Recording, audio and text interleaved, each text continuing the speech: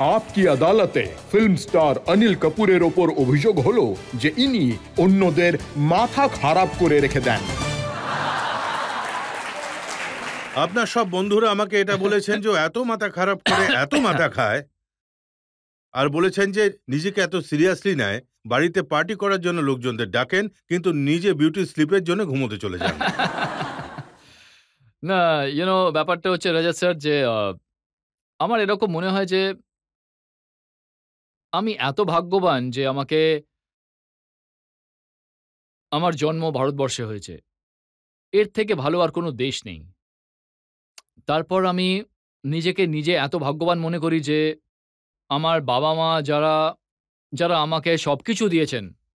তারপর আমি এমন একজন স্ত্রী পেয়েছি যে আমার একজন বন্ধু ছিল। তারপর আমার গার্লফ্রেন্ড হলো। আর আজ আমার স্ত্রীও, আর ৩ সন্তানের মাও। আর আমরা একসঙ্গে আছি 43 ইয়ার্স। ৪০ আর ৩ কত হয় ওটা? 43।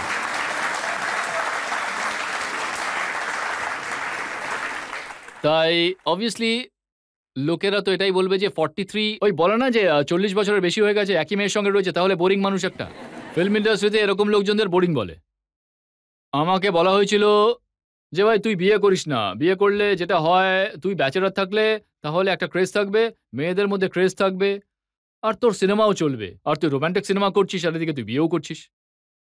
তখন আমি বললাম ওরা যদি করতে না বলে তাহলে আমি 100% করব। আর বন্ধুরা, রাজাত স্যার, আমি বিয়ে করেছি। যেদিন থেকে আমি বিয়ে করেছি ওই দিন থেকে I have never looked back. তারপর আমার বাড়িতে উৎসব হতো, পার্টিজ হতো, আমি সবাইকে ডাকতাম, সবাই আসতো আমার বাড়িতে। কিছু এরকম শিল্পীও ছিল যারা আসতো, বন্ধু ছিল, আমার পরিচিত ছিল, আমি নাম নেব না। কিছু এমন রাইটারও ছিল, ডিরেক্টর ছিল। তখন পার্টি চলতে থাকতো সারা রাত। কিন্তু আমার 10:30, 11, 11টা, 11:30টার মধ্যে আমার ঘুম পেয়ে যেত। আমি গিয়ে ঘুমিয়ে পড়তাম। ওরা সকাল পর্যন্ত জেগে থাকতো। আর আমি সকালে উঠে ফ্রেশ শুটিংয়ে চলে যেতাম। ওদের মধ্যে কতজন লোক আছে স্যার যারা এটা বলে যে যদি আমরাও গিয়ে ঘুমিয়ে পড়তাম। কারণ আমার মনে হয় যে the sleep is very, very important because you are facing the camera. আপনি ক্যামেরা ফেস করছেন। তাই কোথাও না কোথাও আপনি ভালো করে ঘুমোলে তাহলেই আপনি ফ্রেশ দেখতে পারবেন, তাই না? এক্সারসাইজ করতে পারবেন, কাজ ভালো করে করতে পারবেন। আপনি সারা রাত জেগে থাকবেন, মদ খাবেন, সিগারেট খাবেন, তো সকালে আপনার মুখে সেটা ফুটে উঠবে। আজ আমাকে বলে আমাকে ইয়াং দেখতে লাগে, কারণ আমি বিগিনিংয়ে খুব বোরিং লাইফ লিড করেছি। ওরা খুব ফুর্তি করেছে, খুব এনজয় করেছে, ক্রেজ ছিল, এটা ছিল, ইত্যাদি ইত্যাদি। বাট আই ফিল আপনাকে যদি লম্বা রেস খেলতে হয় তাহলে আপনাকে এইসব জিনিসের স্যাক্রিফাইস করতে হবে। দেখুন, স্যাক্রিফাইসের অর্থ কি হয়? একজন সঞ্জয় দত্তের উপর সিনেমা করছেন, কেউ আপনার লাইফ নিয়ে যদি সিনেমা সেটা কখনোই হবে না। আমার লাইফ নিয়ে কি করেই বা হবে? খুব বোরিং সিনেমা হবে।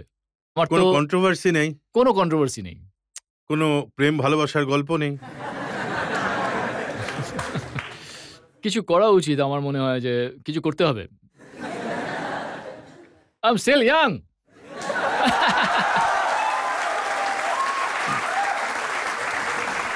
আচ্ছা, জ্যাকি শ্রফ এটা বলেছেন যে নিজের কাজকে আপনি এত সিরিয়াসলি নেন, যদি কোনো ফাইট সিন হয়, আর ওনাকে অনেক সিনেমাতে আপনার বড় দাদা হতে হয়েছে আর আপনি বড় দাদাকে মারধর করেন, উনি বলেন সত্যিই আপনি মারেন। এরা আমার নাম জ্যাকি, গুলশন গ্রোভার, যারা আমার খুব কাছের বন্ধুরা, মানে আমরা সবাই একসঙ্গেই শুরু করেছিলাম, এরাই আমার নাম খারাপ করেছে। গুলশন গ্রোভার তো আমাকে বলেছিলেন যে ওর সাথে যদি ফাইট সিন হয় তাহলে আমি সবাইকে বলি ঝান্ডু বাম আনতে।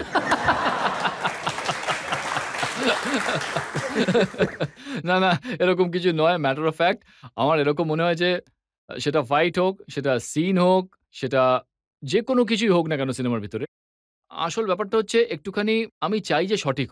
তাই একটু আধটু রিহার্সাল আমি বেশিই করাই। একটা গল্প বলি আপনাকে, ছোট একটা গল্প। আমি ওয়েলকামে শুটিং করছিলাম, ডেজার্টে শুটিং করছিলাম, আর পাখা লাগানো হয়েছিল আর গরমও ছিল। তখন নানা সাহেব ছিল ওখানে, ডিম্পল, নাসিরুদ্দিন শাহ ইত্যাদি ইত্যাদি। আরে এই পাখাটা কমাও ভাই, আরে ধুলো আসছে, ডাস্ট ঢুকছে চোখে মুখে, প্রচন্ড ইরিটেটেড ইত্যাদি। এর মধ্যে আমি কোথাও একটা ছিলাম, বাইরে গিয়েছিলাম, আমি ওখান থেকে এলাম, তখন আমি দেখলাম পাখা টাকা বেশি জোরে চলছে না। আমি বললাম চালাও পাখাটাকে।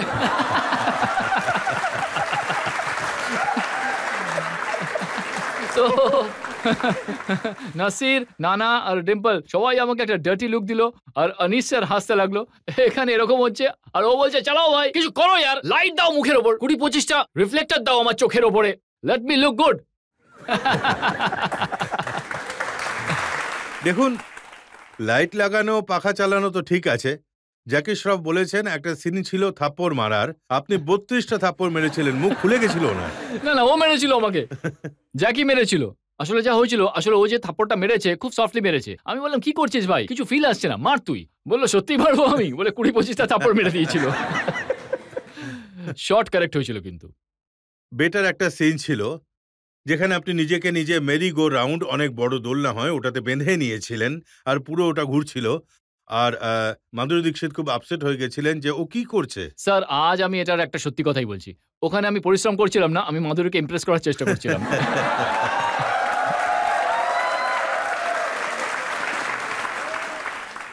তখন মাধুরীর বিয়েও হয়নি। আপনি ইমপ্রেস করার চেষ্টা করেছেন, ওনার সাথে অনেকগুলো সিনেমা আপনি করেছেন, একটা দুটো সিনেমাতে ভালো ইন্টিমেট সিনও হয়েছিল, কিন্তু তবুও কোনো স্ক্যান্ডাল শোনা যায়নি। এই জন্য তো আমি বললাম এখনো টাইম বাকি আছে, পিকচার এখনো বাকি আছে, আমাকে এখনো ইয়াং দেখতে।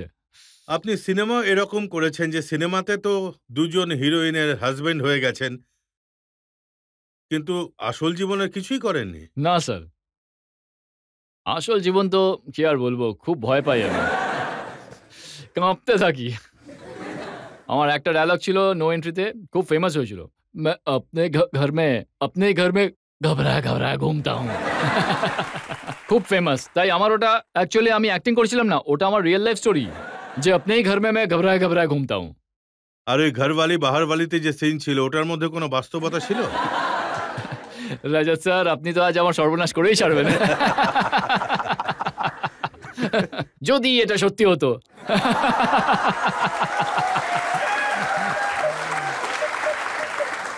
কিন্তু যে অ্যাক্টর নিজেকে নিজে এত সিরিয়াসলি নেয় যে সেটে কাউকে হাসি ঠাট্টাও করতে দেয় না, ও কমিক রোল কিভাবে করে?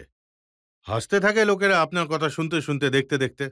বিকজ আমার রজত স্যার এরকমটা মনে হয় যে কমেডি ব্যাপারটা it's a very serious business. যেমন মিস্টার ইন্ডিয়া, চমেলি কি শাদি, নো এন্ট্রি, ওয়েলকাম, এখন এই মুবারকা বেরিয়েছে। লোকেরা মনে করে যে এই তো কমেডি এন্টারটেইনার, তাই তো সহজেই সেটে গিয়ে আর সিনেমা দেখে আর আপনি আপনারা সবাই হাসবেন। ওটার জন্য it's a very serious business. Anish স্যারও এটা বলেন, যে যিনি আমাদের ডিরেক্টর, উনি বলেন যে আমি সব থেকে যখন খারাপ মুডে থাকি তখন আমি দারুণ কমেডি সিন লিখি। So on the set it's a very very serious atmosphere. কারণ কমেডি হলো ইজ আ সিরিয়াস বিজনেস, ওটাতে খুব পরিশ্রম করতে হয়। আপনি রোম্যান্টিক সিনেমা যে কারোর সঙ্গে করতে পারবেন, আপনি ড্রামাটিক সিন যে কারোর সঙ্গে করতে পারবেন, ড্রামা, অ্যাকশন করতে পারবেন, সবকিছু করতে পারবেন। লো অ্যাঙ্গেল নিয়ে নিলেন, লাইট অ্যান্ড শেড করে নিলেন, লাল লাইট, হলুদ লাইট, ভালো জামা কাপড় পরে নিলেন, সুইজারল্যান্ডে গিয়ে শুটিং করে নিলেন, নিউ ইয়র্কে গিয়ে শুটিং করে নিলেন, গান বাজনা হচ্ছে, হাই স্পিডে চলছে, এরকম কি লাগছে ভাই, কি অ্যাক্টিং করছে। কমেডিতে এসব কিছু চলবে না রজত স্যার। কমেডিতে আপনাকে পরিশ্রম করতে হবে, আর হয় আপনি কমেডি পারেন, না হলে পারেন না। কিন্তু আপনি নানা পাটেকর, যিনি প্রত্যেক সিনেমায় রেগে থাকেন দেখা যায়, ওনার সাথে কমেডি করেছেন। সি, এই যে সিনেমা আছে ওয়েলকাম, উদয় ভাই আর মজনু ভাইয়ের এত সাফল্য পেয়েছে, প্রথম সিনেমায় সাফল্য পেয়েছে, দ্বিতীয় সিনেমাটাও সফলতা পেয়েছে। সি, কমেডিতে লেখা থাকে সিচুয়েশনাল কমেডি।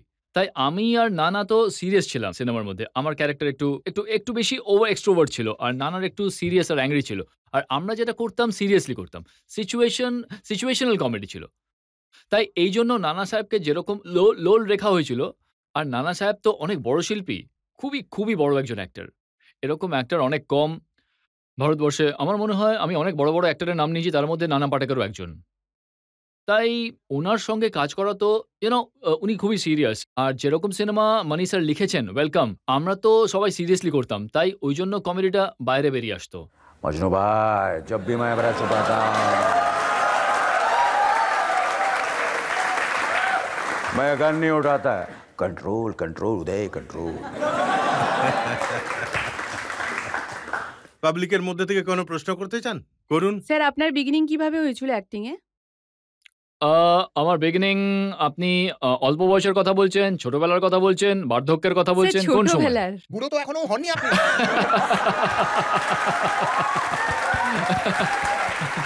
দেখুন, এটা অনেক বড় একটা কমপ্লিমেন্ট, কারণ বুড়ো তো এখনো হননি। স্যার আপনি তো খুব কিউট স্যার। না, আমি থ্যাংক ইউ সো মাচ। আমি আমার প্রথম সিনেমা করেছিলাম, যেটা রাজা স্যার বললেন আজকে, যে ওই সিনেমাটা ছিল তু পায়েল মে গীত। ওই সিনেমাতে আমি বাড়ি থেকে পালিয়ে কাজ করেছিলাম শশী কাপুর জুনিয়রের। ওই সিনেমাটা রিলিজই হয়নি, কিন্তু যদি আপনি দেখতে চান যে আমি প্রথম ক্যামেরা ফেস করেছিলাম 1977-এ, আর আমার সিনেমা রিলিজ হয়েছিল 1979-এ। ওই সিনেমার নাম ছিল হামারে তুমারে। তারপর হামারে তুমারে, একবার কাহো, এগুলোতে ছোট ছোট রোল স্যার করেছিলাম। Sir tremendous job sir. Sir thank hats you off you. Thank you so much. কিন্তু মাঝে আমি শুনেছিলাম যে আপনি কন্নড় ভাষাতেও সিনেমা করে নিয়েছেন। আরে কি করবো, এখানে কেউ বম্বেতে কেউ কাজই দিচ্ছিল না, তাই অ্যাক্টিং এরকম যে has no language, you understand. আপনি যে কোনো ভাষাতে কাজ করতে পারবেন। যেমন ধরুন, যখন আমি তেলুগু করেছিলাম, আমি তেলুগু সিনেমা করেছিলাম, আমি কন্নড় সিনেমা করেছিলাম, আর একটা মালয়ালম সিনেমাতে গেস্ট অ্যাপিয়ারেন্স দিয়েছিলাম। তাই জন্য তো আমি ইংরেজি সিনেমা করতে পেরেছিলাম, না হলে আমি ঘাবড়েই যেতাম। কিছু কিছু ইংরেজি সিনেমাতেও কাজ করেছিলাম, কারণ আমার মনে হয় যে অ্যাক্টরই হয়। ওই ভাষা, যে কোনো ভাষাতে কাজ করতে পারেন আপনি। মোবারকা আপনার সিনেমা, ওতে আপনি সর্দারজি হয়েছেন। হ্যাঁ, প্রথমবার। এটা কোন ভাষায় কাজ করেছেন? এটা ইউ সি, এই যে ব্যাপারটা রাজা স্যার, এটা কারণ অনেক বড় বড় অ্যাক্টর যারা সর্দারের রোল ভালোভাবে করেছেন, ধর্মেন্দ্র বাবু জীবন মৃত্যুতে করেছেন, সানি দেওল গদরে কাজ করেছেন, তারপর সিং ইজ কিং এ অক্ষয় কুমার করেছেন, অজয় দেবগন সন অফ সর্দারে করেছেন। তাই এই যে রোল আমাকে যখন অফার করেছিল, তখন আমি খুব দুশ্চিন্তায় ছিলাম, আমি কিভাবে করব, কি করব। এইসব সিনেমা সাফল্য পেয়ে গেছে। তাই আমি জানতে পেরেছিলাম যে এই ফিল্ম, এই যে চরিত্রটা আছে আমার, এটা ব্রিটিশ এশিয়ান। এর জন্ম পাঞ্জাবে, কিন্তু থাকতো লন্ডনে 30, 35, 40 বছর ধরে। তাই কোথাও না কোথাও he is first time I am playing a British Asian. আর আমার মনে হয় যে ভারতবর্ষের পর্দায় যতটা আমার নলেজ আছে, আজ পর্যন্ত ব্রিটিশ এশিয়ান সর্দার কেউ প্লে করেননি, স্পেশালি একজন লিডিং ম্যান। তাই দ্যাটস হোয়াট আমার ওটাতে আমার এক্সাইটমেন্ট হয়েছিল।